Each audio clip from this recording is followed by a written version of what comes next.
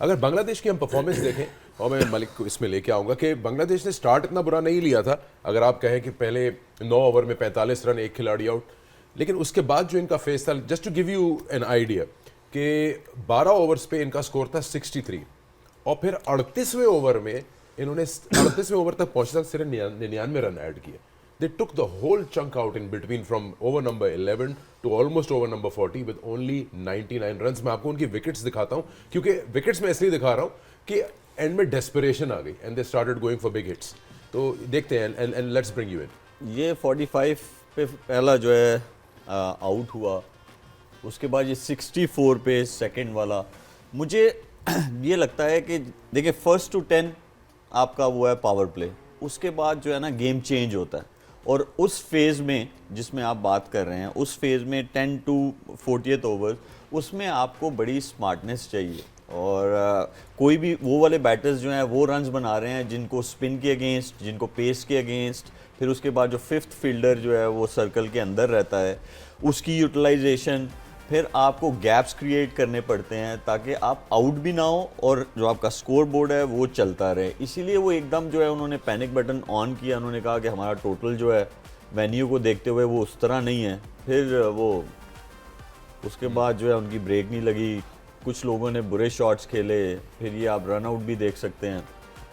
ये second last wicket देखिए, हर बंदा जो है वो ट्राई कर रहा था, और ये तो वैसे भी जाने जाते हैं टस्किन के, ये बॉल नहीं रोकते हैं, अच्छी हिट्स मारते हैं, लेकिन आपका गेम प्लान जो है वो 10 से 40th ओवर्स का, वो हमेशा वनडे क्रिकेट में वो बहुत इम्पोर्टेंट जो है वो फेज़ है, जहाँ पे आप ऐसी जगह पे पहुंचते हैं कि जहाँ पे लास्ट के 10 ओवर्स जो हैं उनकी यूटिलाइजेशन बहुत अच्छी होती है। और वो हमने न्यूजीलैंड के केस में देखा है, उन्होंने जो है बहुत अच्छे से लास्ट 10 ओवर्स जो हैं वो खेलें, आज के मैच में नहीं। अगर आप ट्रायंगुलर सीरीज़ की बात करें and the game against Pakistan जो कराची में चैंपियंस ट्रॉफी का पहला मैच हुआ, even in that they scored 113 runs in the last 10 overs.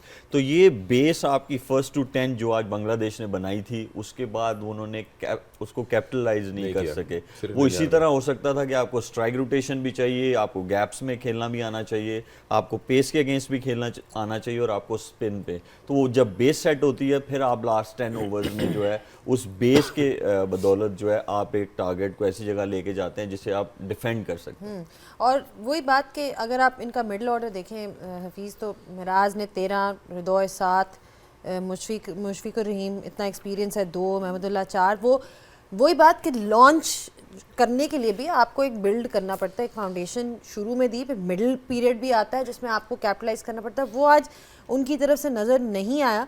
And like we are all discussing कि जिस तरह से स्ट्राइक रोटेशन और that's also an important part, वो नज़र नहीं आई उनकी तरफ से। देखें, आप अगर आप स्टार्ट की बात करें तो दोनों ओपनर्स ने एक अच्छा स्टार्ट दिया था। उसके बाद जो मिडिल ऑर्डर है टोटल कोलैप्स है। अगर आप इनकी टोटल मैनेजमेंट देखें, बॉल को खेलने की या एक मैच को चलाने की, तो चारों फेल हुए हैं। तो उसमें मेहदी हसन मिराज देख लें, रिदोय देख लें। रिदोय ने ऑब्वियसली एक 100 करके आए थे, उम्मीदें बहुत ज़्यादा थी कि यार ये एक इनफॉर्म बैट्समैन है, यहाँ पे एक अच्छा बैटिंग ट्रैक है, स्कोर ये भी कर सकते हैं। लेकिन मैं पहले कह चुका हूँ, मुशफिक रहीम है, Mahmudullah, you asking too much from them. मैं ये नहीं कह रहा कि with all the respect they have done for the Bangladesh team, इस वक्त आपको यंगस्टर्स की ज़रूरत थी, और मुझे लगता है कि playing with these two guys you are not receiving anything out of them. तो मुझे लगता है कि ये एक आई ओपनर शायद उनके लिए भी हो, कि वो भी अब अपने यंगस्टर्स को लेके आएँ, मुशफिक और महमूदुल्लाह से आगे सोचें।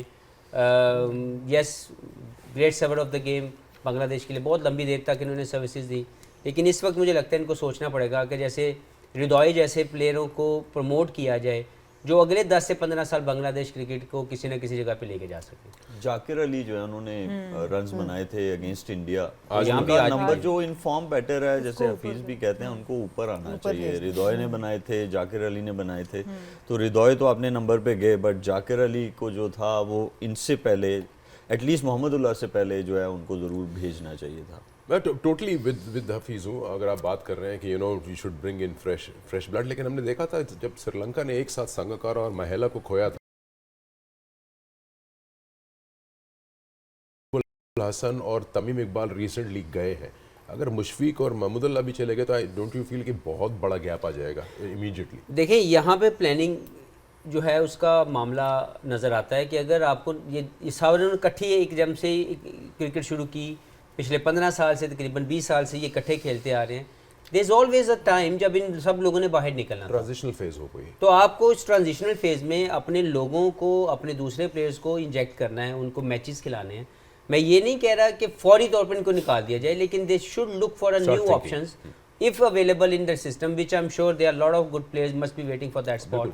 तो मुझे लगता है कि अब just move on from there. ठीक है। और आप श्रीलंका की बात कर रहे हैं तो आई गेस वहाँ पे भी यही इशू हुआ है जो हमारे पास भी हुआ है कि हम लोगों ने जो है आई थिंक जितना भी उन 2 प्लेयर्स को प्रेस किया जाए उतना कम है, उनकी अचीवमेंट्स को जितना प्रेस किया जाए उतना कम है, बट उन्होंने भी हर जगह ही खेला है, हर टीम के अगेंस्ट खेला है। जब उससे पहले कुछ प्लेयर्स को चांसेस देने चाहिए थे जब वो जाने वाले थे अगेंस्ट स्मॉलर टीम्स, स्पेशली वो अपनी कंट्री में बहुत स्ट्रांग थे, शायद एक की जगह जो है वो देते चांस, तो वो भी आप इस तरह भी रेडी करते हैं, आप एक्सपोजर देते हैं, आप इंटरनेशनल एक्सपोजर जब आप देते हैं अपने यंगस्टर को। बिल्कुल। एक एरिया सा ना कल आपने पॉइंट आउट भी किया था पाकिस्तान इंडिया का जब मैच हो रहा था कि fielding is going to be really important. आज वो भी again that was one of the major differences between both the sides. New Zealand का उन्होंने एक पैकेज दिखाया था in which they were absolutely amazing in the field, dives हो रही थी, एंड देन बांग्लादेश की तरफ से chances they didn't really avail the chances they got. Sana बिल्कुल, शुरू में प्रेशर काफ़ी बिल्ड किया डॉट बॉल से, लेकिन जो चांसेस पे क्रिएट हुए उन डॉट बॉल्स की वजह से उनको ग्रैब नहीं कर सके, चाहे वो रन आउट की फॉर्म में हो चाहे वो कैचिंग की फॉर्म में, और ये एक बहुत बड़ा डिफरेंस है। और अगर देखा जाए तो पहले 20 ओवर बांग्लादेश ने बुरी फील्डिंग नहीं की सिवाय उसे एक रन आउट के, लेकिन 20 ओवर के बाद एकदम से डिक्लाइन आपको नज़र आता है। और ये भी एक सब कॉन्टिनेंट टीम्स का एक बहुत बड़ा अनफॉर्चुनेटली फ़र्क है कि 20-25 ओवर्स के बाद एनर्जी डाउन होनी शुरू हो जाती है आपकी, और बाकी टीम्स को अगर आप देखें तो उनकी ऑलमोस्ट सेम रहती है 50 ओवर के लिए। और वही हम बात फिटनेस के ऊपर बात करते हैं, हम लॉन्गर फॉर्मेट ऑफ क्रिकेट के ऊपर बात करते हैं, स्पेशलाइज फील्डिंग पोजीशंस के ऊपर बात करते हैं, वो सब चीज़ें उसके ऊपर आती हैं। पर 20 ओवर तक काफ़ी टफ टाइम दिया बांग्लादेश ने, जो क्रेडिट देना पड़ेगा, बट वहाँ से फिर डिक्लाइन शुरू हो गया।